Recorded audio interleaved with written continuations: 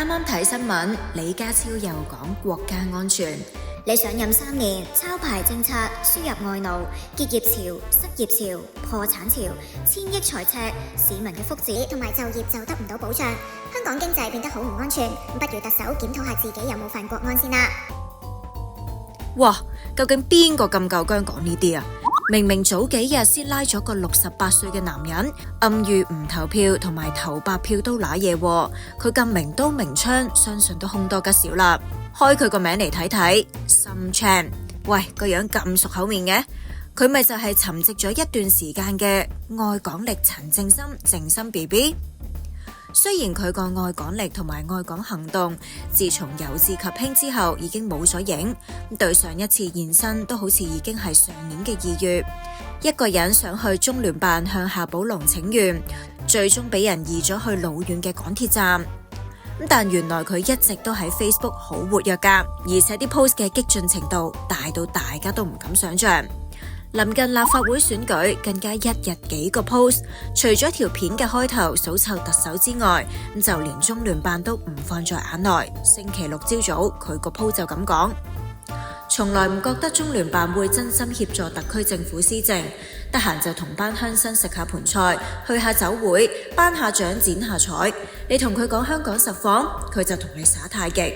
亦唔相信佢哋會將香港班狗官政棍嘅惡行同埋民生嘅慘況如實上報中央。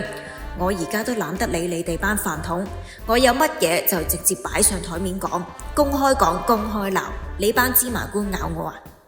佢亦都係咁出鋪，似乎對政府鋪天蓋地嘅選舉宣傳好不滿啊！攞晒個人資料，投票就有150蚊。到底乜嘢人咁緊張個投票率啊？已經明目張膽賄選啦，廉署唔理，警察唔理，選舉事務處唔理，目無王法。李家超管治誠信已經徹底破產。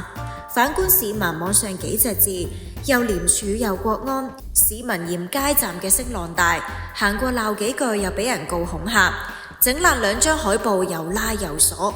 助選團可以非法上門滋擾市民，滿街旗幡嚴重影響道路安全，卻投訴無門。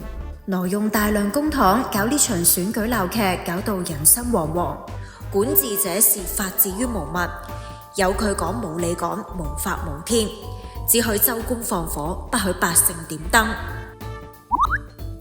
有不滿保安局局長鄧炳強扮無間道宣傳選舉，話香港人要民生要經濟，唔係每個月幾十萬請佢返嚟做戲子，仲提埋大家近期風大，吹爛好多海報，市民唔好行埋去，費事誤會惹到官非。再睇翻佢舊啲嘅鋪，經常用狗官、政棍去到形容政府高官同埋議員，跟手又話用畜生去形容狗官政棍，其實係侮辱咗畜生，話俾碗飯畜生食都帶嚟情緒價值，但真金白銀交稅，到頭嚟就害到大量港人失業、破產同埋跳樓添。其實正深作為激進派嘅親中人士，對佢以上呢啲鋪，相信大家都打過突。問佢近排係咪受咗啲咩刺激，係咪覺醒，係咪轉態等等。但其實再揾舊啲嘅鋪，佢係從來都唔會鬧中國，不滿嘅多數都係香港嘅政界中人。早喺23年就已經鬧緊建制中人，好似葉劉同埋梁振英咁。佢亦都講過，話好多人以為佢係反建制，其實係反政棍，唔理你泛民定係建制，搞亂社會喺佢眼中一律係政棍。23年1月1號仲話繼續支持李家超㗎，但24年開始就調轉槍頭。當年1月曾經喺微博寫過篇文，話對李家超政府忍無可忍，但篇嘢好快就被下架。去到2月想去中聯辦向夏寶龍請願，又被趕到去冇雷公咁遠。而喺咁耐以嚟，只有一個政府中人佢係冇鬧過嘅啫，仲會戥佢唔抵，嗰個就係林鄭，形容林鄭係最務實嘅特首添。所以陳正深近期開火開得咁狠，會唔會代表建制裏邊某一派嘅聲音？